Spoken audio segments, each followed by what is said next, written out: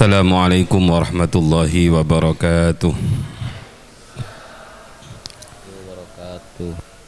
Sebelum kita mulai, mari kita membaca qasidah burdah terlebih dahulu. Maulaya salli wa sallim daiman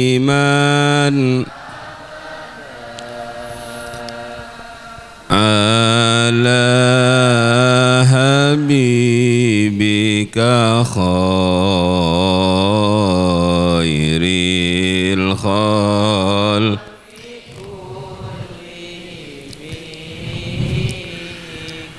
alhamdulillahi munshil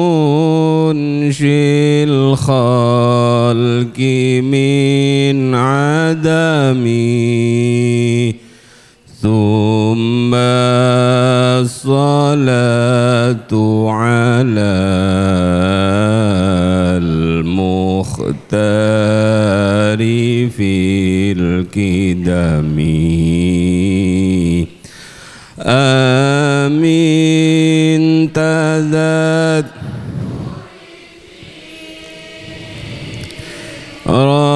ranim bidhi salami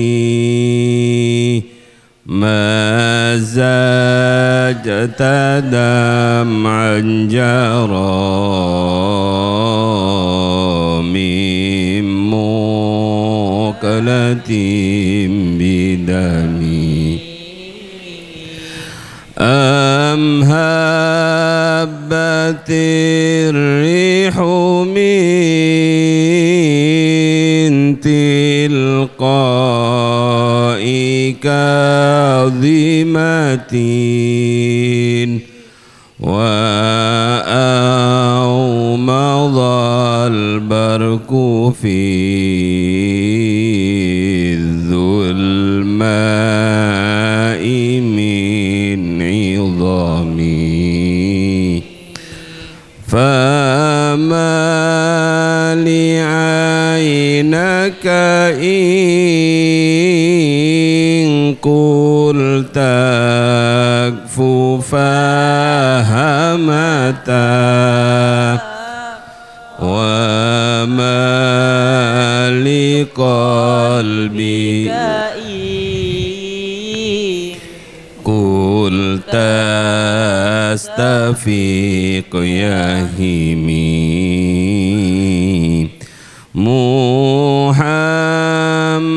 Muhammadun sayyidul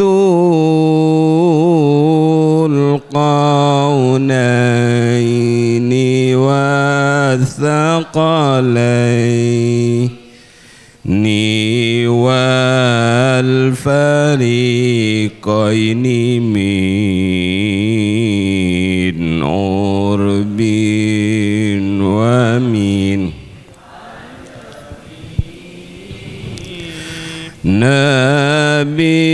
nabiyuna al-amirun nahi fala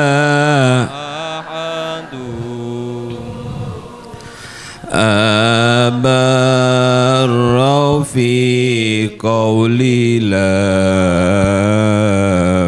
minhu wala na'ami huwa al-habibul ladzi turja syafa'atuhu li kulli hawlim minal ahwali muqtahami ya rabbi bil mustafa balli maqasidana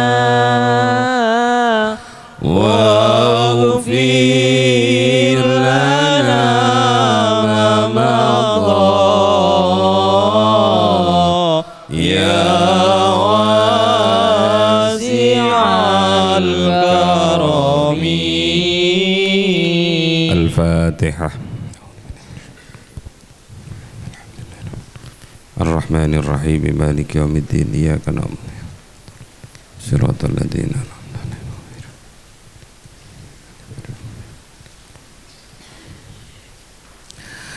Bismillahirrahmanirrahim. Alhamdulillahi rabbil alamin.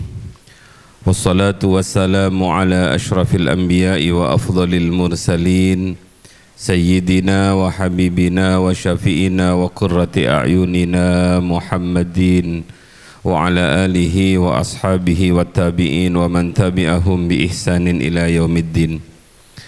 Amma ba'du, faqad qala ta'ala fi kitabihil karim, a'udhu billahi minasyaitonir rajim.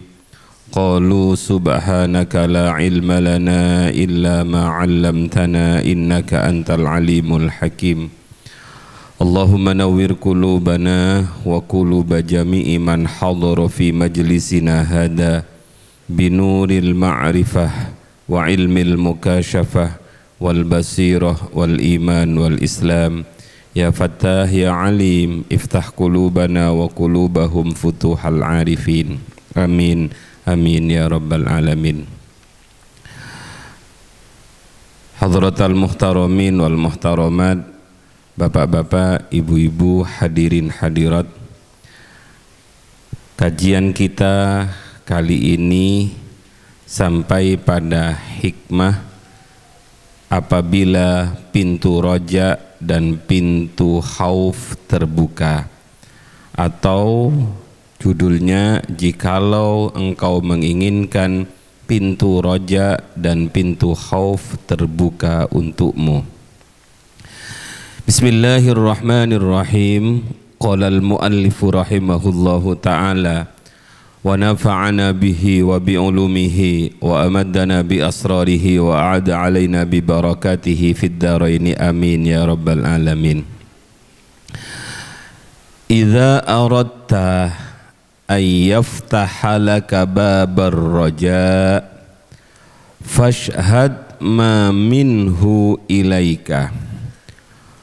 Wa idza aradta ay yaftaha laka babal khaufi fashhad ma minka ilaihi.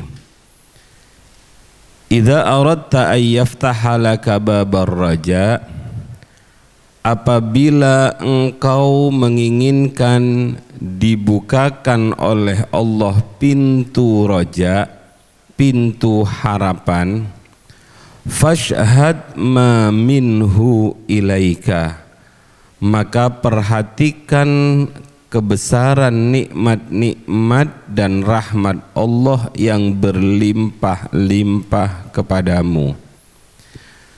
Wa idza aradta ay yaftaha laka babal khaufi, jikalau engkau menginginkan dibukakan bagimu pintu takut, pintu khauf, fashhad ma minka ilaihi, maka perhatikan amal perbuatanmu terhadap Allah. Hadirin hadirat yang dimuliakan oleh Allah, pembahasan kita malam ini adalah roja dan khauf. Roja itu harapan, khauf itu takut, bahasa yang sederhana. Kalau mas-mas mbak-mbak lihat di bawah, saya coba menulis seorang hamba, seorang salik, dalam dirinya pasti ada dua hal. Yang pertama yang disebut dengan af'al, yang kedua yang disebut dengan ahwal. Seorang sufi pasti melakukan dua hal ini. Yang pertama adalah af'al, perbuatan-perbuatan zahir, semisal sholat, puasa, zakat, wiritan, baca Quran dan lain sebagainya. Itu adalah af'al. Yang kedua adalah ahwal. Ahwal itu apa-apa yang ada dalam batin kita, perasaan-perasaan yang ada dalam batin kita. Apakah itu perasaan cinta, benci, sayang, rindu, takut, harapan dan lain sebagainya.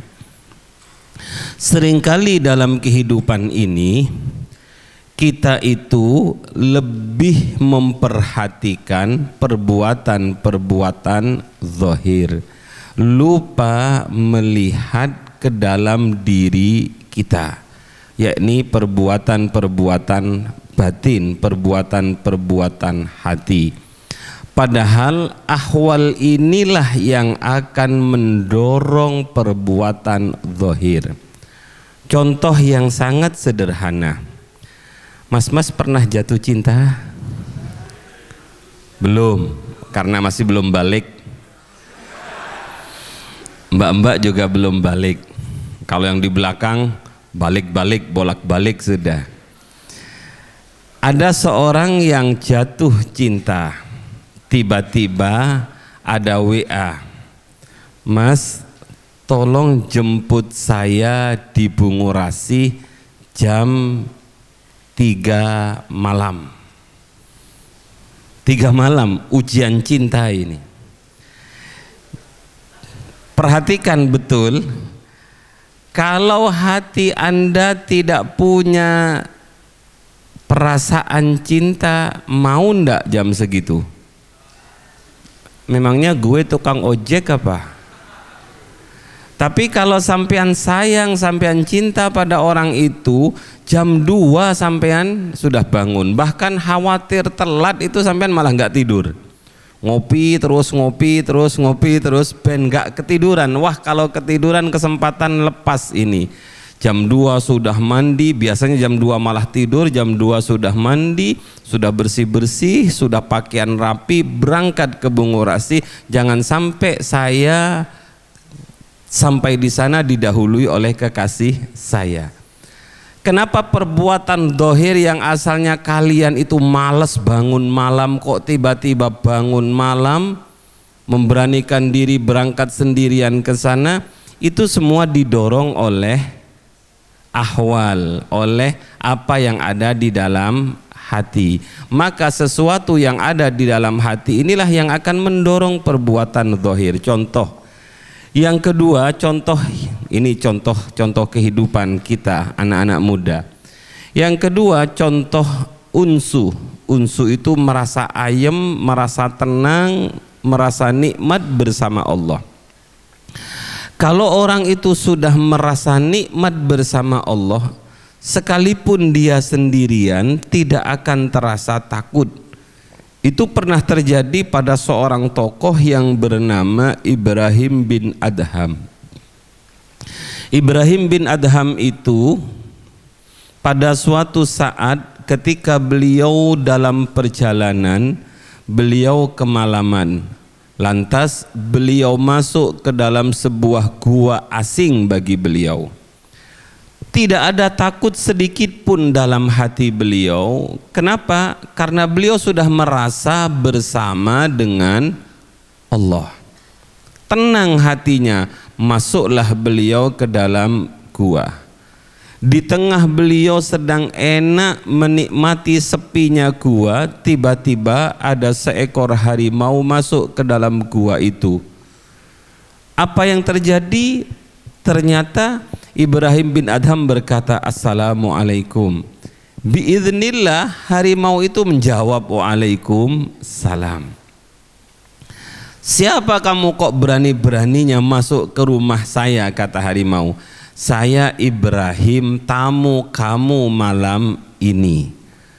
Tidak ada sedikit pun perasaan takut dalam diri Ibrahim karena Ibrahim sudah bersama dengan Allah, merasa dilindungi oleh Allah. Ternyata apa yang terjadi? Harimau itu justru tidur di sampingnya Ibrahim bin Adham. Ibrahim tidak tidur karena menikmati sepinya malam. Pagi harinya Ibrahim pamit pada harimau, mulai aku yo. Yo wis mulai. Tapi awas, ojo ujub yo sampean. Maksudnya ujub itu gimana? Kamu cerita-cerita kepada orang kalau kamu itu tidur bareng harimau dan tidak diapa-apakan oleh harimau. Kalau seandainya kamu tadi malam tidak bilang bahwa kamu itu adalah seorang tamu, maka akan saya makan kamu sebab saya lapar. Tapi karena kamu bilang kamu seorang tamu, saya jadi teringat dawuhnya Rasul, "Man kana yu'minu billahi wal yaumil akhir falyukrim dhaifahu." Barang siapa yang beriman kepada Allah dan kepada hari akhir, maka muliakan tamu. Karena kamu bilang tamu, maka kamu saya muliakan. Tapi awas kalau sampean ujub tak terekam. Itu katanya harimau. Itu juga pernah terjadi. Saya contoh-contohkan dulu biar lebih mudah. Mbak-mbak, mas-mas yang menghafalkan Al-Quran, pernah ndak? Falamma sami'at bimakrihinna arsalat ilaihinna wa a'tadat lahunna muttaka'aw wa atat kulla wahidatin minhunna sikina. Ketika orang-orang perempuan mendengar, ketika Siti Sulaikha mendengar desas-desus yang disampaikan oleh perempuan-perempuan Mesir, karena seluruh perempuan Mesir itu komentar tentang Siti Sulaikha yang habis berbuat tidak senonoh terhadap budaknya. Mereka berkata, sungguh Zulaikha itu perempuan yang tidak tahu diri. Dia punya suami tapi masih saja mau selingkuh dengan budaknya. Bapak-bapak, ibu-ibu, ternyata yang suka ngomentari urusan orang lain ini laki-laki apa perempuan? Perempuan ternyata. Ketika perempuan-perempuan itu sama-sama ngerasani Zulaikha tidak tinggal diam. Kemudian beliau mengundang perempuan-perempuan itu, para pembesar, istrinya para pembesar itu, semuanya diberi pisau dan diberi buah-buahan yang harus dikupas dengan pisau. Dalam bahasa tafsir itu utrujah, jeruk yang harus dikupas dengan pisau. Berarti bukan jeruk-jeruk murah itu, jeruk sankis itu, mbak-mbak. Hadirin hadirat yang dirahmati oleh Allah, begitu pisau ada di tangan kanan, jeruk di tangan kiri, nopo dawuhnya Zulaikha kepada Yusuf, Yusuf tolong kesini masuk. Begitu Yusuf masuk, falamma ra'ainahu, terus akbarnahu wa qatta'na aydiyahunna wa qulna hasya lillah ma hadza basyara in hadza illa malakun karim. Ini dulu saya ketika ngaji seperti kalian pernah diberi wiritan, kalau sampean pingin agar perempuan-perempuan itu terkejut melihat wajahmu, maka bacalah ayat ini, falamma ra'ainahu akbarnahu wa qatta'na aydiyahunna wa qulna hasya lillah ma hadza basyara in hadza illa malakun karim. Maka kamu akan kelihatan seperti malaikat yang mulia, yang wajahnya hitam akan menjadi putih seketika. Ini namanya mahabbah. Saya ijazahkan kepada mas-mas yang kopiahan putih ini, baca ayat ini 313 tanpa nafas. Pasti semua tetangga kamu akan datang bawa beras, bawa yang lain. Mari kita teruskan. Begitu Yusuf masuk, ternyata mereka itu bukan ngetoi jeruk, tapi malah ngetoi tangan sambil terpana, mungkin sambil keluar ilernya, tes. Tangannya diiris tanpa terasa. Kenapa tangan diiris tanpa terasa? Karena ahwal nggih. Karena apa? Karena rasa yang ada di dalam hati maka berpengaruh kepada perbuatan zahir. Seorang tokoh sufi pernah bertanya, semua orang yang dicabut nyawanya itu pasti sakit. Sebab Rasulullah dawuh tidak ada orang yang dicabut nyawanya itu enggak sakit, pasti sakit. Terus bagaimana? Jangankan kita, Rasul yang kita cintai saja itu merasakan kesakitan ketika dicabut nyawanya. Beliau pernah berdialog dengan malaikat. Ketika malaikat itu mencabut nyawanya, singkat cerita, begitu roh baginda Rasul yang mulia itu dicabut oleh malaikat, tentu dengan cara mencabut yang amat sangat halus, hati-hati, sampai di tenggorokan Rasulullah bilang, wahai malaikat, berhenti sebentar. Hanya Rasul yang bisa menghentikan malaikat maut. Sampean nggak mungkin bisa. Kesuwen kata malaikat maut. Kena apa ya Rasul? Apakah sakit ya Rasul? Saking Rasulullah sakitnya, Jibril malah nggak berani melihat. Jibril nggak tega melihat. Begitu Rasulullah mengatakan, wahai malaikat, sakit sekali dicabut nyawa. Bagaimana jamaah Nurul Hayat? Waduh, kalau jamaah Nurul Hayat itu nggak hati-hati plus saya tabut plek.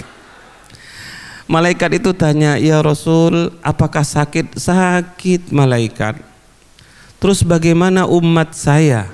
Kata baginda Rasul. Yang dipikirkan umatnya, loh kalau umatnya jenengan nggih kalau betoti mawon ya Rasul, kalau tarik saja nggak pakai alus-alusan. Apa yang dilakukan oleh baginda Rasul? Beliau berkata, wahai malaikat, kumpulkan seluruh sakitnya umatku, jadikan satu pada saya. Ini pemimpin yang betul-betul pemimpin yang betul-betul uswatun hasanah. Berarti orang dicabut nyawanya itu pasti terasa sakit. Makanya enggak ada ceritanya orang dicabut nyawanya itu tidak sakit. Sehingga seorang tokoh sufi berkata, ada ndak ya dalam Al-Quran dalil yang menyatakan bahwa orang mukmin itu ketika dicabut nyawanya tidak sakit. Lama beliau membaca mulai dari Alif Lam Mim sampai An-Nas gak ketemu bahwa semua yang dicabut nyawa pasti sakit. Tiba-tiba beliau bermimpi didatangi oleh gurunya, dan gurunya itu membaca ayat falamma ra'ainahu akbarnahu wa qatta'na aydiyahunna wa qulna hasya lillahi ma hada basyara in hada illa malakun karim. Karena tokoh sufi alim, gurunya membaca ayat ini langsung paham bahwa ini menunjukkan ahwal yang ada dalam hati itu akan berpengaruh pada apa yang dialami oleh tubuh kita.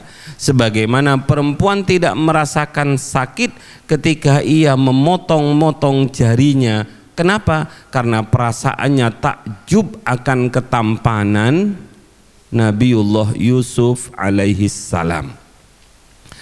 Dalam kitab niku diterangkan bahwa ada seseorang yang hendak dicabut nyawanya. Malaikat bilang kepada malaikat, didhawuhi oleh Allah, wahai malaikatku, sekarang si A itu sampean cabut nyawanya. Datanglah malaikat itu mau mencabut ruh si A itu.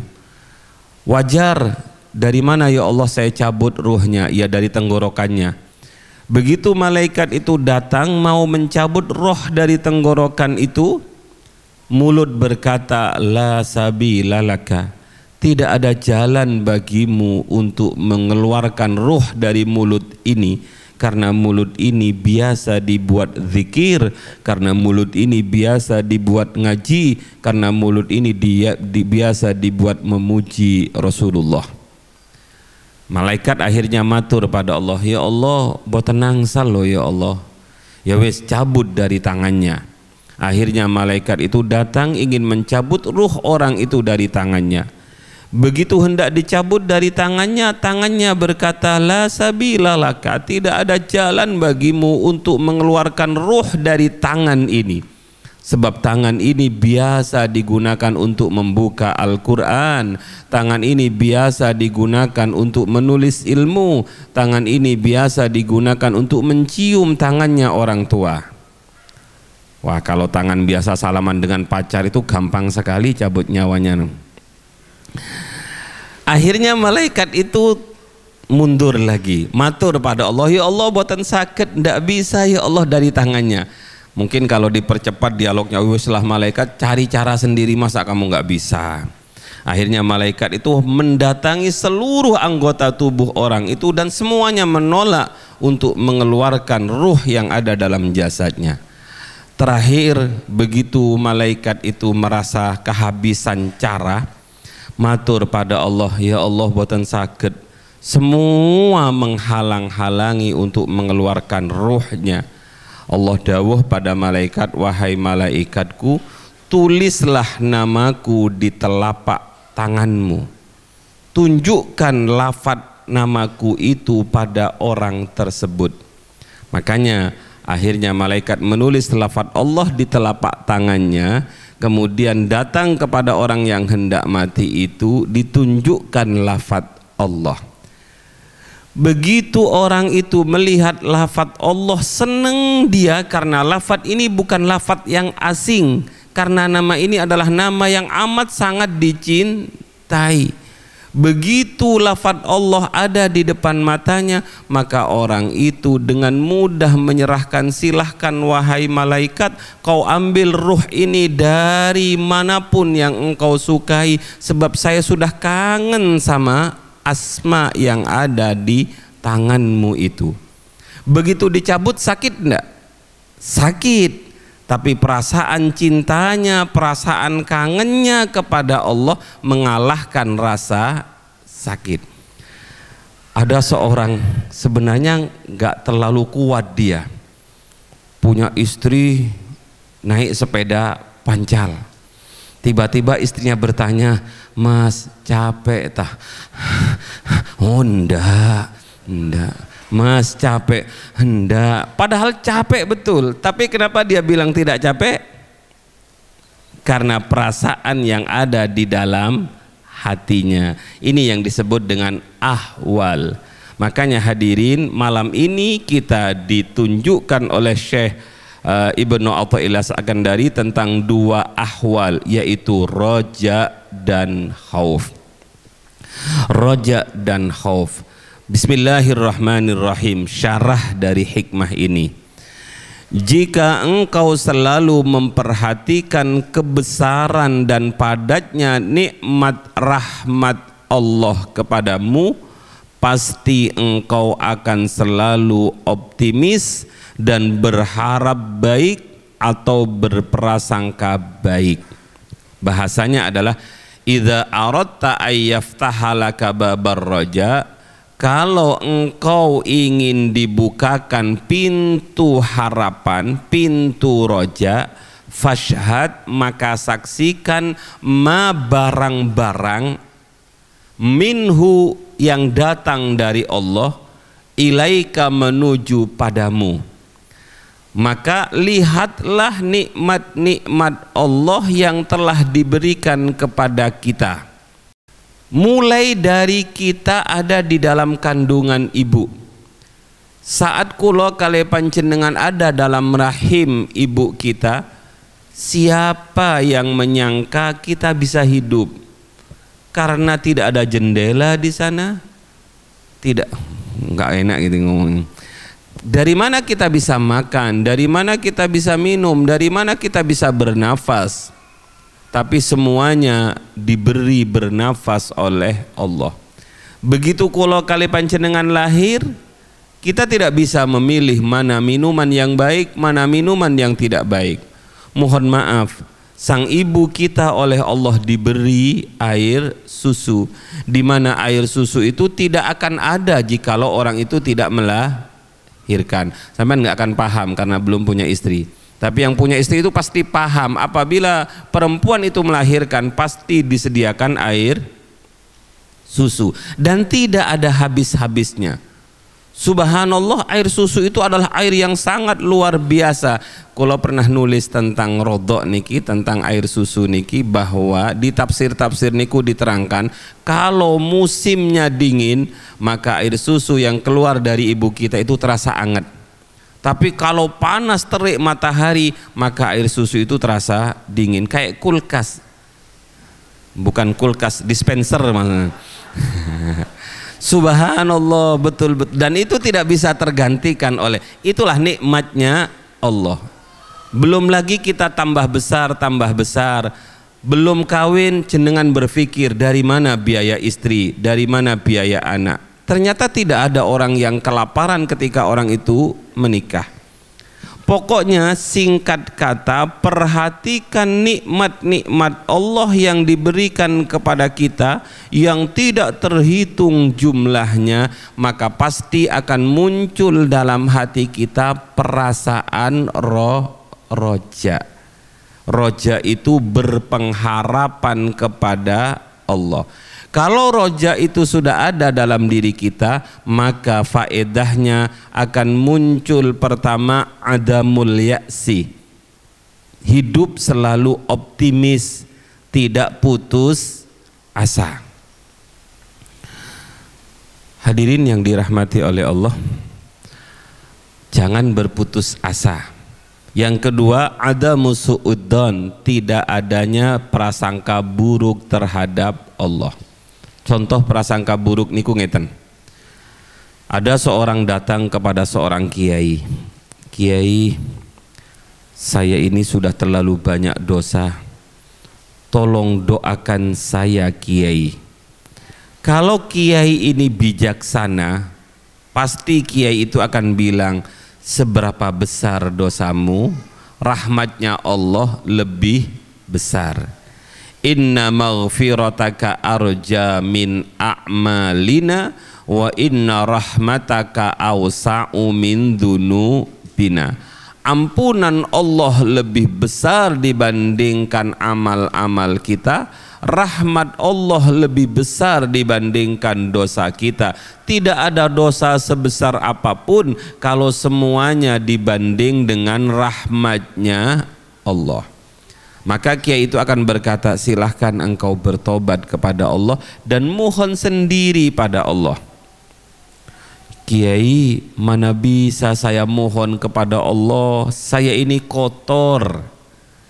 Katanya kiai, merasa kotor itu lebih baik dibandingkan merasa bersih. Niki kalau kiainya bijaksana. Tapi kalau kiainya nggak bijaksana, kiai tolong doakan saya, sini mendekat. Bismillahirrahmanirrahim.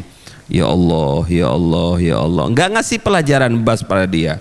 Apalagi ketika selesai berdoa, ya lihat, kalau doanya panjang sekian, kalau doanya tidak panjang ya sekian, kalau doanya lama ya sekian. Ini namanya nggak memberikan pelajaran. Dia akan bilang, berdoalah sendiri, saya akan ikut mengamini. Kalau kamu tidak bisa berdoa, saya yang ngomong, engkau yang amin. Pasti doa kita dikabulkan oleh Allah. Berapa banyak contoh, berapa besar maksiat yang dilakukan oleh seseorang, tapi karena orang ini masih roja hatinya pada Allah, berharap besar kepada Allah, maka diampuni oleh Allah. Tentu kita pada pengajian-pengajian yang lalu pernah bercerita bagaimana seseorang yang membunuh sampai 99 akhirnya juga diampuni oleh Allah. Kita pernah bercerita tentang seorang perempuan, dia hamil, kemudian hamil dari berzina, kemudian aborsi, anaknya lahir, dicekik, dibunuh. Tapi kemudian dia bertobat betul-betul kepada Allah, akhirnya Allah memberikan ampunan. Tidak sedikit cerita-cerita tentang bahwa sebesar apapun dosa seseorang, maka ampunan Allah itu lebih besar. Niki namanya roja. Yang kedua, khauf. Kalau ingin kita dibukakan pintu khauf, wa idza aradta ay yaftaha laka babal khauf fashhad ma minka ilaihi. Perhatikan kata-kata ma minka ilaihi. Apabila kamu ingin dibukakan pintu khauf, pintu takut kepada Allah, maka perhatikan sungguh-sungguh apa yang engkau lakukan untuk Allah. Ibadah apa yang telah engkau perbuat pada Allah. Hadirin, berarti Allah niku memandang kita bisa dari dua pandangan. Pertama, apabila Allah memandang kita dengan pandangan rahmat, maka sebesar apapun dosa kita pasti diampuni. Tapi kalau Allah memandang kita dengan pandangan keadilan, maka jangan meremehkan dosa. Kenapa ada orang masuk neraka? Toh dia adalah makhluknya Allah juga. Maka jawaban yang sederhana yang sering disampaikan oleh guru-guru kita, masuk neraka itu karena adilnya Allah, masuk surga karena rahmatnya Allah. Kalau kita melihat dari sisi ibadah kita, kayaknya tidak ada yang diterima dari ibadah kita. Sebab ibadah kita itu satu, mungkin batal secara fikih, secara syariat, wudhunya kurang pas, atau dia tidak memperhatikan batal-batalnya wudhu, sholatnya tidak sesuai dengan aturan yang diajarkan dalam Islam, maka batal. Atau sholatnya tidak batal dari segi pelaksanaan, tapi hatinya ketika sholat kemana-mana. Atau hatinya enggak kemana-mana ketika sholat, tapi habis sholat kita ria, kita pamer. Maka ibadah kita penuh dengan penyakit. Kalau Allah melihat secara selektif ibadah kita, maka tidak ada satupun ibadah kita yang diterima. Itu kalau Allah melihat dari sisi adil. Maka dalam diri seorang salik, seorang yang berjalan menuju Allah, khauf dan roja itu harus berjalan imbang. Khaufnya 50%, rojaknya 50%. Kalau terlalu besar rojaknya, orang akan sembrono. Gimana sembrono niku? Wis lah sikat ae, Allah Maha Pengampun. Wis lah gak ada kesempatan, mumpung lagi berdua, kapan lagi? Habis itu meminta maaf kepada Allah. Toh dosanya orang yang membunuh 100 orang itu juga diampuni oleh Allah. Niki namanya rojaknya terlalu maju.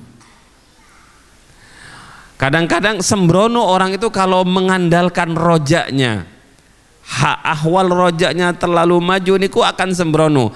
Misalnya santri-santri itu ketika dia ada jajan di dalam kamar, jajani sopo iki, wes makan ae, makan, insya Allah halal karena Allah Maha Pengampun. Kalau seandainya enggak halal pun kita akan meminta maaf. Itu namanya akan sembrono. Gak apa-apa sih ndeloki cewek itu nanti wudhu. Nanti wudhu dosanya akan rontoh bersama air wudhu. Nanti malam kita sujud nangis di hadapan Allah, pasti diampuni oleh Allah. Ini namanya rojaknya terlalu besar. Sebaliknya, kalau khaufnya juga yang terlalu banyak, yang terlalu dominan, pasti orang itu akan putus asa. Ya, awake dhewe orang seperti kita mana bisa diterima ibadah kita. wong kita ndak paham artinya. Hadirin yang dirahmati oleh Allah, ada wiritan. Bapak-bapak, ibu-ibu itu kalau wiritan kira-kira paham ndak dengan maknanya? Dulu saya punya seorang Kapolres. Beliau itu hebat. Beliau itu ahli sedekah. Kemudian beliau itu meminta setiap imam sholat kalau berdoa itu harus dengan bahasa Indonesia. Dalilnya beliau adalah kalau kita berdoa ngangkat tangan tapi nggak paham maknanya, masa diterima? Padahal hadirin yang dirahmati oleh Allah, jenengan berdoa itu banyak yang paham, artinya apa? Lebih banyak yang nggak paham. Lebih banyak yang nggak paham. Nah, abah saya dulu pernah dapat wiritan dari kiainya. Runtutan kalimatnya itu wangil dimaknai. Bahkan salah mungkin dalam segi gramatika bahasa Arab.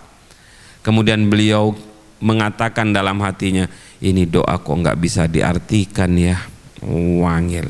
Akhirnya beliau sowan kepada mursyidnya Mbah Yai Jalil.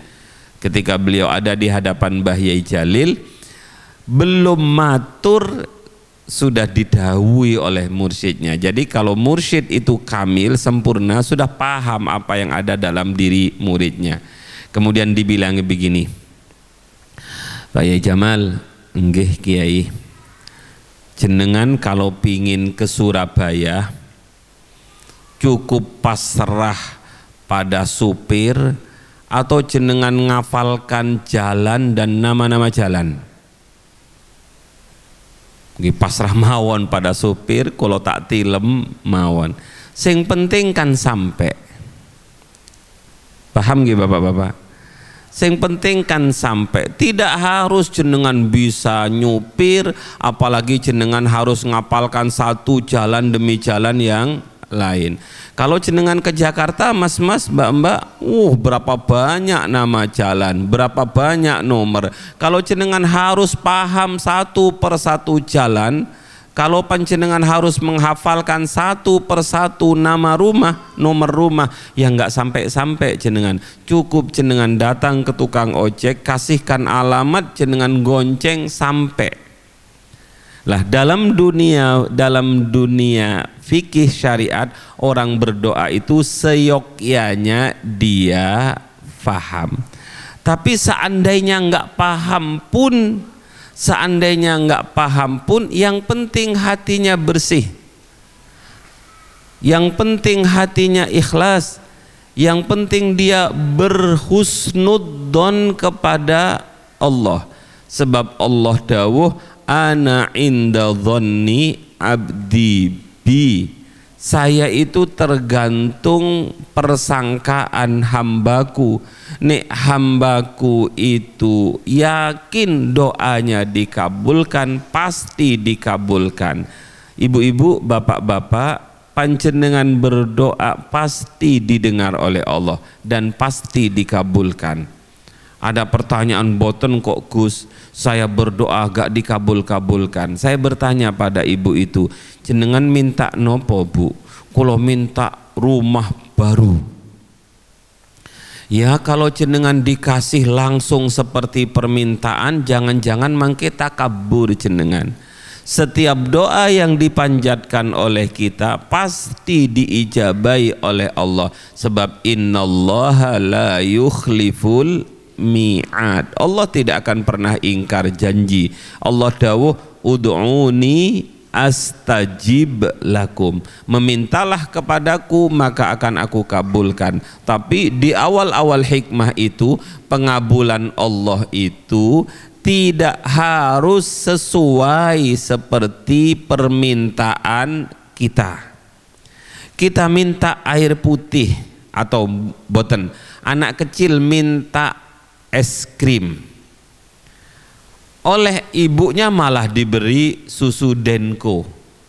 Ini kan namanya dikabulkan. Yang penting hausnya hilang, karena ibu itu tahu bahwa es krim ini tidak baik. Yang bagus adalah susu.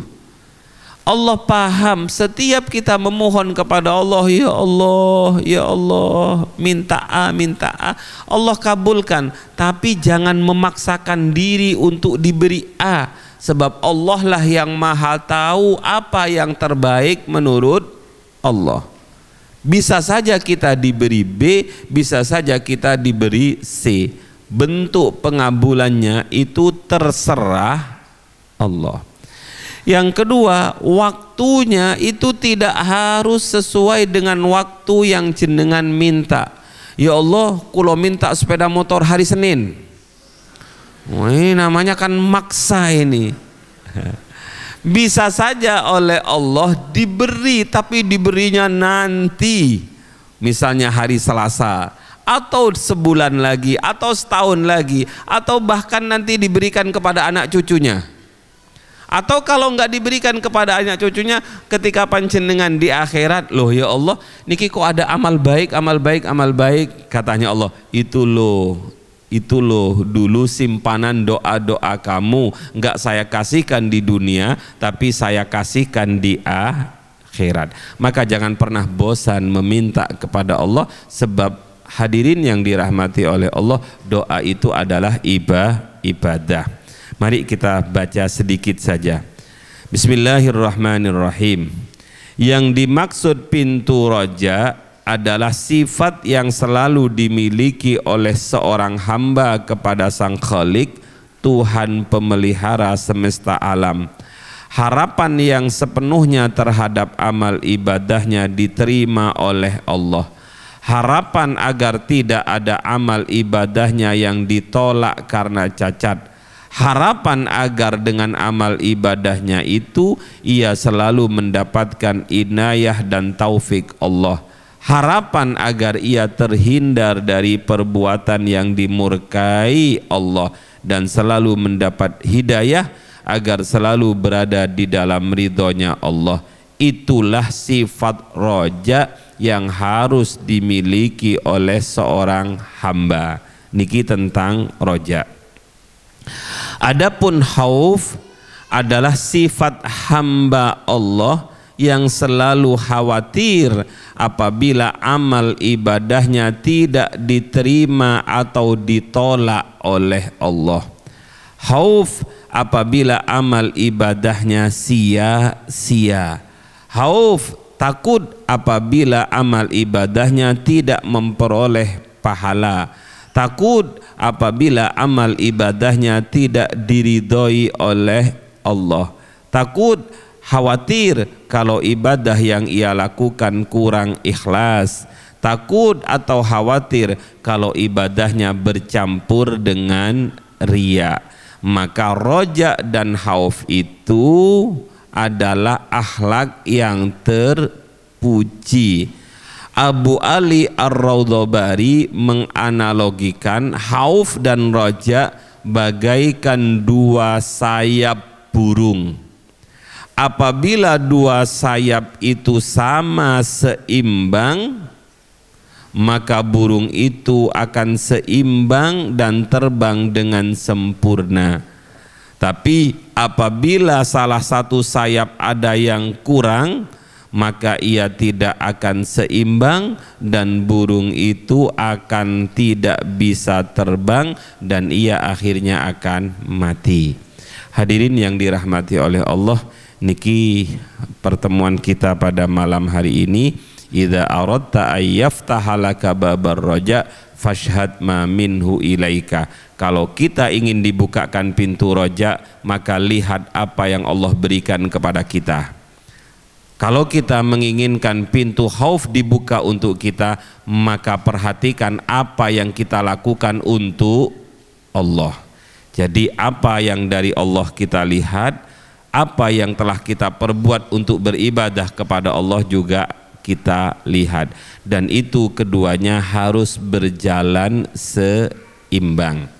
Terakhir, kalau di kitab Nasoihul Ibad itu ada keterangan bahwa seseorang melakukan ibadah itu ada 3 tingkatan. Yang pertama adalah sinfun ya'budunallaha ala sabilir raja wa sinfun ya'budunallaha ala sabilil khauf wa sinfun ya'budunallaha ala sabilil hubbi. Ada orang yang beribadah kepada Allah karena didasari oleh roja, berharap anugerah Allah. Yang kedua, ada orang yang beribadah kepada Allah karena khauf, takut akan siksaannya Allah. Dan yang terakhir, orang beribadah kepada Allah karena cintanya kepada Allah. Sebagai penutup dari pertemuan kita kali ini, kawan-kawan kita, saudara-saudara kita yang wafat di Masjidil Haram, yang wafat di Mina, kita jangan mengira mereka itu kesakitan, kita jangan mengira mereka itu susah, tapi justru mereka itu menemukan unsu yang luar biasa karena mereka sedang bersama Allah. Maka kematian yang sangat indah, sangat indah bapak-bapak, sebab mereka baru saja melakukan wukuf. Padahal orang wukuf itu dosanya pasti diampuni. Orang wukuf itu rojaknya harus muncul, harapan pada Allahnya harus muncul.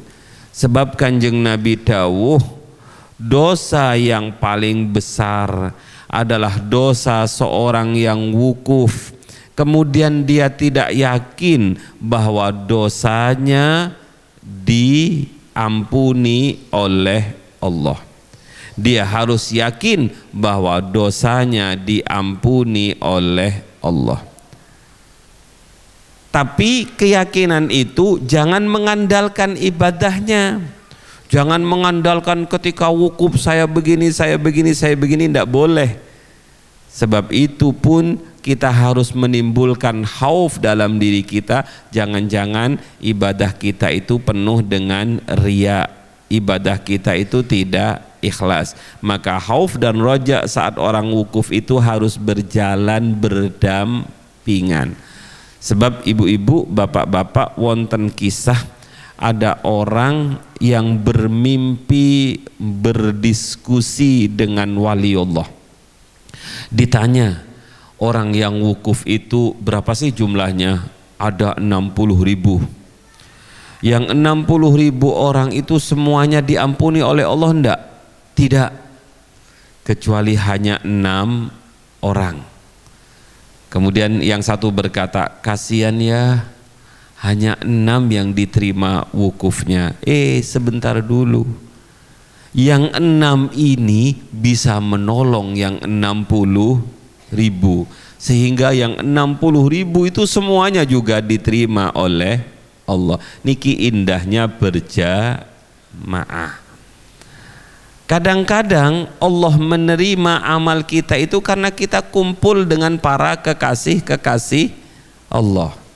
Maka semua orang yang wukuf di Arafah itu diampuni dosanya oleh Allah. Apakah diampuni itu karena faktor pribadi dia, atau diampuni karena faktor domino, karena faktor orang lain? Yang penting kan sama-sama diampuni. Makanya dosa yang paling besar adalah dosa orang yang wukuf kemudian dia tidak yakin kalau dosanya diampuni oleh Allah. Betapa senangnya saudara-saudara kita yang baru menyelesaikan wukuf kemudian melakukan jumroh Aqobah. Dalam perjalanan menuju jumroh Aqobah mereka wafat. Wafatnya dalam keadaan tidak punya dosa. Yang wafat enak, yang tidak enak kan yang ditinggalkan. Yang kata siapa yang tidak enak? Yang ditinggal dikasih berapa miliar itu? Bahkan kadang-kadang mungkin ada orang yang miskin, kok enggak saya saja ya yang mati biar keluarga saya dapat miliatan. Ya enggak, nyawa tidak ada harganya seperti itu. Hadirin yang dirahmati oleh Allah, sejenak mari kita tundukkan kepala kita, kita mohon kepada Allah, mudah-mudahan pertemuan ini bersamaan dengan hidayahnya Allah.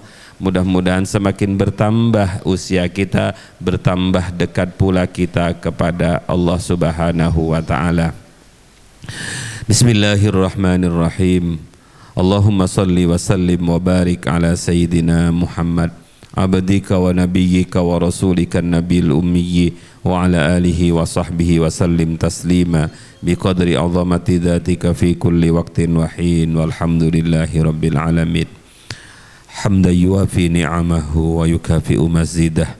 Ya Rabbana lakal hamdu kama yanbaghi li jalali wajhikal karimi wa 'azimi sultanik. Subhanaka la nuhsi thana'an 'alaika anta kama athnaita 'ala nafsik. Falakal hamdu hatta tarda wa lakal hamdu idza radita wa lakal hamdu ba'da ridha. Ya Allah, anta maksuduna, anta maksuduna, anta maksuduna. Waridhaka matlubuna, waridhaka matlubuna, waridhaka matlubuna. A'tina mahabbataka wa ma'rifatak. Ya Allah, di bulan haji yang mulia ini, di majlis yang sangat dimuliakan Engkau ini, di majlis yang sangat dicintai oleh Rasulmu ini, dengan kemuliaan Asy-Syaikh Ibnu Athaillah As-Sakandari, ya Allah, berikan kesempatan kepada kami, kepada anak-anak kami, kepada keluarga kami untuk bisa melihat Ka'bah-Mu yang mulia, untuk bisa menatap Ka'bah-Mu yang agung, sebab melihat Ka'bah merupakan ibadah. Ya Allah, berikan kesempatan kepada mata ini untuk bisa melihat Masjidil Haram. Ya Allah, berikan kemuliaan kepada wajah kami yang hina ini untuk bisa bersujud di Masjidil Haram, untuk bisa mencium Hajar Aswad-Mu yang mulia. Ya Allah, kaki kami yang penuh dengan dosa ini berikan kesempatan untuk bisa mengelilingi Ka'bah-Mu, melakukan tawaf. Ya Allah, berikan kesempatan juga kepada kaki yang hina ini untuk bisa berlari-lari kecil dari Bukit Sofa ke Bukit Marwah. Ya Allah, berikan kesempatan kepada tubuh ini untuk bisa wukuf di Arafah-Mu yang mulia. Ya Allah, berikan kesempatan kepada tubuh kami yang penuh dengan dosa ini untuk bisa mabit di Mina, mabit di Musdalifah. Ya Allah, kami ingin juga melempar jumrah Aqabah, Wula dan Wusta sebagaimana lemparan yang dilakukan oleh kekasih-Mu Nabiullah Ibrahim alaihissalam bersama Nabiullah Ismail alaihissalam. Ya Allah, betapa nikmatnya saudara-saudara kami, terutama saudara-saudara kami yang berangkat dari KBIH Nurul Hayat, sowan kepada Rasulullah sallallahu alaihi wasallam di Masjidin Nabawi. Ya Allah, betapa nikmatnya mereka bisa berada di dekat Rasulullah. Kalau selama ini kami selalu kirim salam dari jauh kepada Rasul-Mu, dan Rasul-Mu datang menghampiri majelis kami, ya Allah, berikan kesempatan kepada kami untuk datang mendekat kepada Rasul-Mu, untuk bisa sujud di raudhah Rasul-Mu, untuk bisa bersolawat dari dekat makom Rasul-Mu. Ya Allah, sebab Rasul-Mu yang mulia pernah dawuh, siapapun orangnya yang datang ke makamku setelah aku wafat, maka dia sama seperti berziarah kepadaku ketika aku hidup. Siapapun yang datang berziarah ke makamku, maka wajabat lahu syafaati, wajib baginya syafaatku. Ya Allah, kami pingin sekali ziarah ke makam Rasulullah. Kami pingin sekali untuk bisa sholat walaupun hanya 2 rakaat di raudhah yang mulia. Rabbana alaika tawakkalna wa ilaika anabna wa ilaikal masir. Wahai Zat yang Maha Kaya, Engkaulah yang Maha Kuat, kami hamba-hamba-Mu ini lemah. Engkau yang Maha Kaya, kami semua hamba-hamba-Mu ini adalah orang miskin. Engkau yang Maha Kuat, kami adalah orang-orang yang lemah. Engkau yang Maha segala-galanya. La mani'a lima a'taita ولا مؤتي لما منعت ولا راد لما قضيت ولا ينفع ذا الجد منك الجد. Ya Allah, terima kasih Engkau telah memperkenankan kami untuk bisa melakukan puasa tarwiyah. Terima kasih ya Allah, Engkau telah memperkenankan kami untuk bisa melakukan puasa Arafah. Ya Allah, terima kasih Engkau telah memberikan kesempatan kepada kami untuk menghidupkan malam Idul Adha. Matur nuwun ya Allah, Engkau telah memberi kesempatan kepada kami untuk bisa melakukan sholat Idul Adha. Terima kasih ya Allah. Terima kasih ya Allah, di mana Engkau telah memberikan kesempatan kepada kami dan keluarga kami untuk bisa berkorban mengikuti ajaran Nabiullah Ibrahim alaihissalam. Ya Allah, mudah-mudahan kelak ketika kami wafat, kami juga wafat dalam keadaan husnul khotimah sebagaimana saudara-saudara kami yang wafat di tanah haram. Ya Allah, mudah-mudahan Engkau mengambil kami dalam keadaan mengucap kalimat La ilaha illallah Muhammadur Rasulullah. Ya Allah, ampun, jangan matikan kami dalam keadaan su'ul khotimah. Ya Allah, mugi-mugi kami, keluarga kami, seluruh guru-guru kami wafat dalam keadaan husnul khotimah. Akhir dari perjalanan fana ini akan berakhir pada kematian. Ya Allah, Rabbana khtim lana bil iman, Rabbana khtim lana bil Islam, Rabbana khtim lana bi husnil khatimah. Ya Allah, jadikan Nurul Hayat ini menjadi yayasan yang Engkau ridhoi, menjadi yayasan yang Engkau ridhoi, menjadi yayasan yang Engkau ridhoi. Mudah-mudahan dari yayasan ini ya Allah terbuka pintu-pintu kebaikan, terbuka pintu-pintu manfaat, terbuka pintu-pintu maslahat untuk sesama hamba-Mu ya Allah, sesama umat Rasulullah. Rabbana alaika tawakkalna wa ilaika anabna wa ilaikal masir walhamdulillahi rabbil alamin. Rabbi fanfa'na bi barakatihim wahdinal husna bi hurmatihim wa amitna fi tariqatihim wa mu'afatim minal fitani. Rabbi fanfa'na واهدنا الحسنى بحرمتهم وأمتنا في قاتهم ومعافاتهم من الفتن. ربي فانفعنا ببركتهم واهدنا الحسنى بحرمتهم وأمتنا في طريقتهم ومعافاتهم من الفتن. بسم الله الرحمن الرحيم. اللهم إني أستودعك ما علمتنيه فاردده إلي inda hajati ilaihi wala tunsinihi ya rabbal alamin. Mohon maaf. Wassalamualaikum warahmatullahi wabarakatuh. Waalaikumsalam warahmatullahi wabarakatuh.